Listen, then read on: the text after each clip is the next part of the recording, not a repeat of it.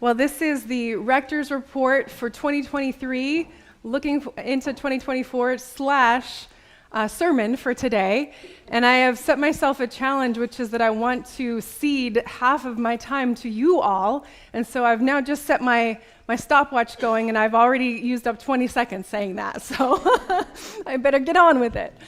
I think it's just beautiful and wonderful and a little bit remarkable that we have this call story, the beginning of Jesus' public ministry with the calling of the first 4 disciples as our gospel reading on this annual meeting Sunday, because you could really just say, like, that's where it all started, that's where it all began.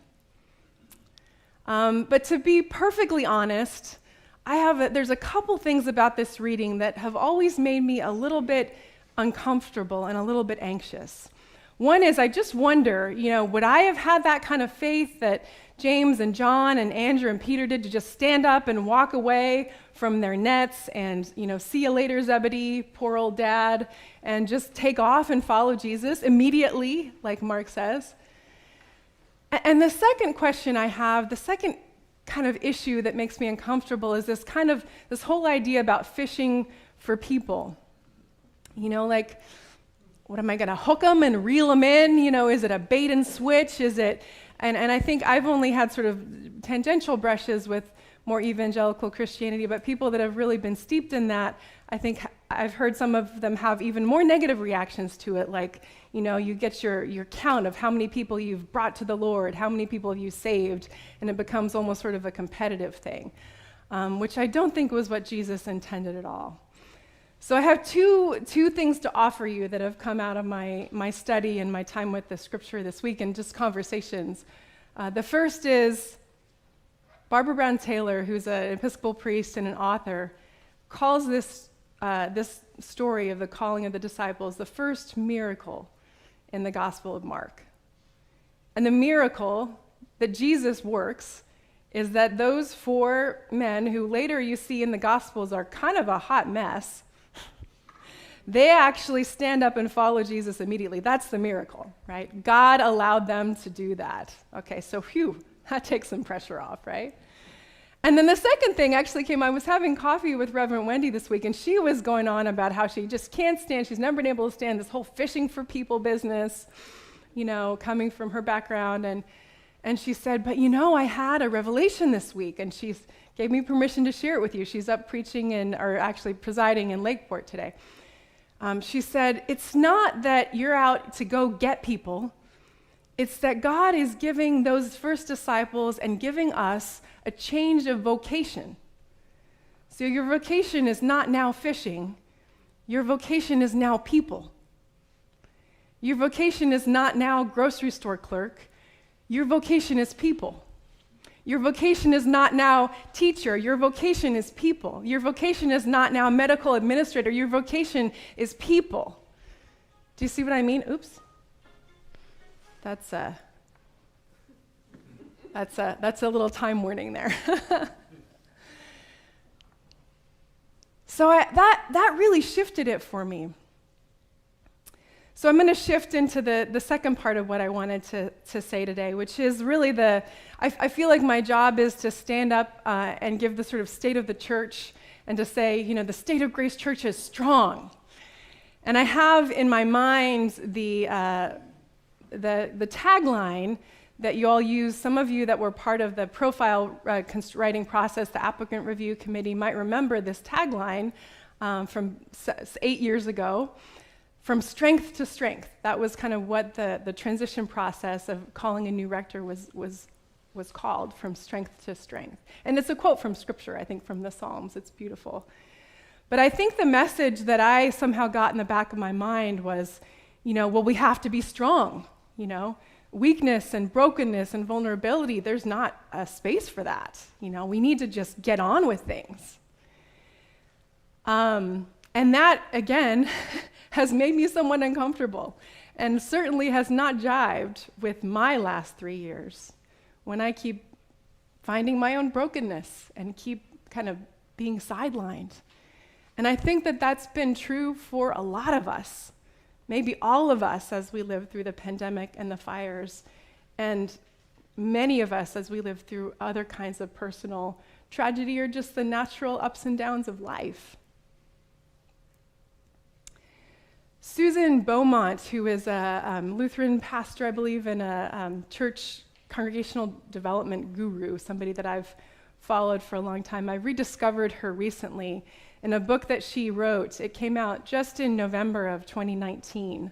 And the book was entitled How to Lead When You Don't Know Where You're Going. And you can imagine that in about mid-2020, that book got very popular among church leaders. And Susan makes a couple of comments in there that I think are so apropos and just speak to me of where we are right now. Because if I were to stand up today and to say honestly, the state of Grace Church, I would say the state of Grace Church is evolving.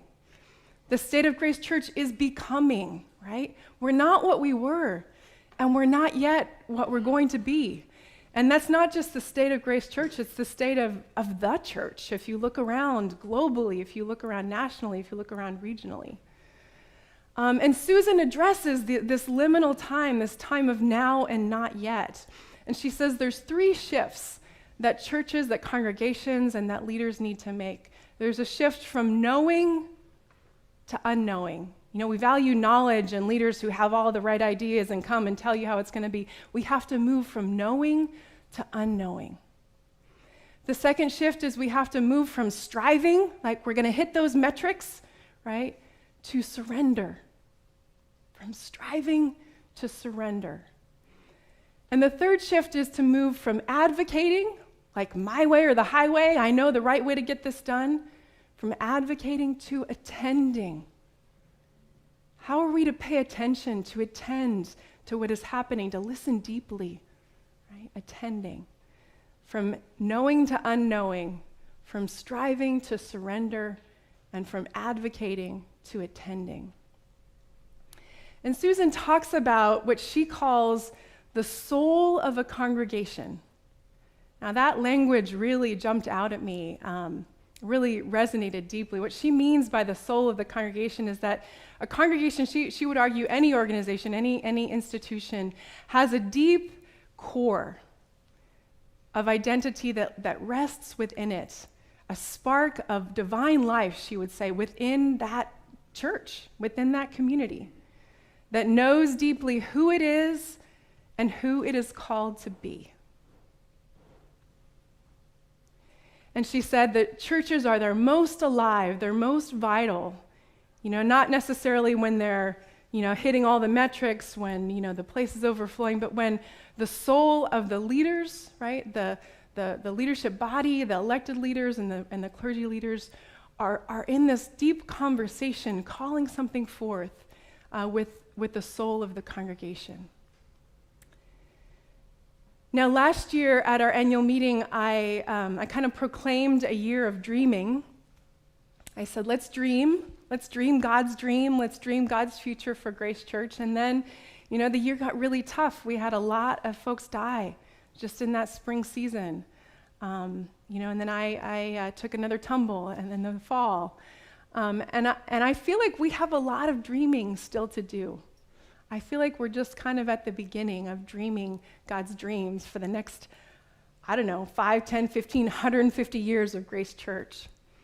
And so what I want to tell you this morning is that God's dreams for Grace Church are in you. And so I want to take the rest of my sermon time, which is, hang on, let me tell you, we've got another 6 minutes for you to turn to someone next to you, and preferably not the person you came with. In pairs, if you see somebody that's unpartnered, pull them into a 3, and talk about, each for about 3 minutes, about what you hear when you hear those words. What is God's dream for Grace Church? And our ushers have some paper and some pens, and our senior warden does, and I'm hoping that you'll each write something down. Maybe you'll write down what you hear from the other person, and that we'll put those in the offering plate today.